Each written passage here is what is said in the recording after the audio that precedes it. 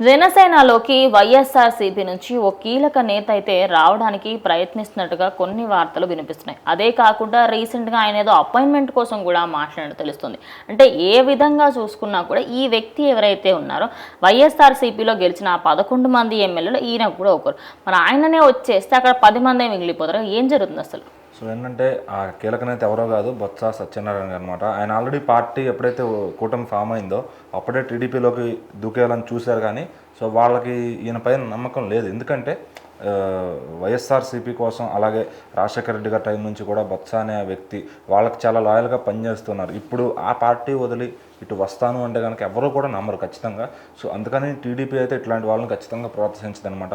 So మరి ఇప్పుడు ఈయనకున్న ఏంటంటే ఎక్కడ నిలబడినా గెలిచే ఒక క్యాపబిలిటీ ఉంది ఆయనకి. అందుకని చెప్పి ఇప్పుడు అతని అవసరం జనసేనకైతే ఉందని ఆలోచించి పవన్ కళ్యాణ్ గారితో కాస్త సంబంధాలు పెంచుకుని ఆ పార్టీలోకి జాయిన్ అయ్యి నెక్స్ట్ ఎలక్షన్ టైంకి అటు షిఫ్ట్ అయ్యే ప్లాన్లో అయితే ఆయన ఉన్నారంట. అట్లానే రీసెంట్గా ఇప్పుడు పవన్ కళ్యాణ్ గారితో కలిసి అసెంబ్లీ దగ్గర ఆయన మాట్లాడటం జరిగింది. ఢిల్లీ వెళ్ళినప్పుడు చెప్పండి, ఎందుకంటే ఫిషరీస్ కోసం వాళ్ళ కోసం కొంచెం చేయాల్సింది, మాట్లాడాల్సింది ఉంది, అపాయింట్మెంట్ కావాలని చెప్పి అపాయింట్మెంట్ కూడా ఈయనకి పర్సనల్గా కూడా ఉండొచ్చు అని చెప్పేసి వార్తలు వినిపిస్తున్నాయి. నిన్న పార్టీ మారుతాడు, ఎందుకంటే ఆయనకు అక్కడ ఓటమి అంటే ఇది ఓటమి కిందనే కన్సిడర్ చేసిన, ఆయన గెలుపులా కూడా కన్సిడర్ చేయలేకపోతున్నారు. బికాస్ ఆయన గెలిచి ఓడిపోయినట్టుగా ఉంది, అసెంబ్లీలో మాట్లాడలేకపోతున్నారు, ప్రతిపక్ష హోదా లేదని చెప్పేసి అనుకుంటున్న వ్యక్తి ఇప్పుడు ఈ పార్టీలో వస్తే టీడీపీకి ఏమైనా ఫేవర్ కానీ జనసేనకు ఫేవర్ అవుతుందా? అంటే టీడీపీకి ఇప్పుడు ఈయన వల్ల ఫేవర్ ఏమి ఉండదు, అట్లనే వాళ్ళు ఖచ్చితంగా ఈయన తీసుకోరు కూడా. జనసేనకి ఏంటంటే కొంత సంఖ్య బలం పెరుగుతుంది.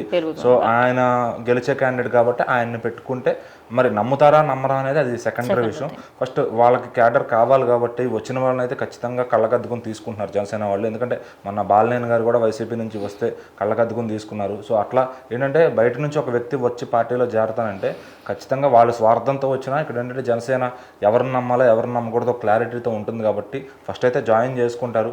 అది మరి సీట్లు ఇచ్చే విషయంలో కొంచెం ఏమన్నా మరి వాళ్ళు సఫర్ అయితే కనుక దానికి నాయకుడు కూడా ఏం చేయలేడు. ఎందుకంటే అది కూటమి ఉన్నంతకాలం వీళ్ళు యాక్సెప్ట్ చేసే పార్టీలో ఉండాలి. సో తర్వాత విషయం తర్వాత, ఎందుకంటే కూటమి ఉన్నప్పుడు వాళ్ళకి సీట్లు ఎక్కువ రావచ్చు, వీళ్ళకి తక్కువే రావచ్చు. సో మొన్న కూడా చాలామందికి అవకాశం ఉన్నప్పటికీ కూడా జనసేనలో చాలామందికి సీట్లు రాకుండా పోయాయి అనమాట. సో మరి ఇప్పుడు కొత్తగా చేరే వాళ్ళకి సీట్లు వస్తాయా అంటే అది నెక్స్ట్ టర్మ్కి ఆ కూటమితో ఉన్న రిలేషన్ బట్టి ఉంటుంది.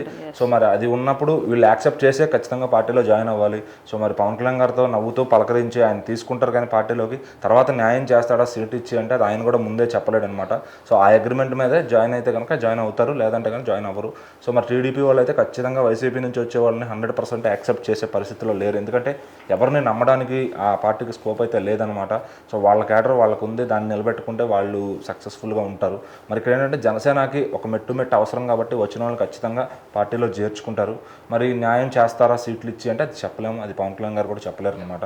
సో మరి ఇప్పుడు అదే బొత్స గారికి అయితే ఆ ప్లాన్ అయితే ఉందన్నమాట. అందుకే ఆయనతో కాస్త నవ్వుతూ మాట్లాడుతూ సత్సంబంధాలు పెంచుకునే క్రమంలో అయితే ఆయన ఉన్నాడు అనమాట.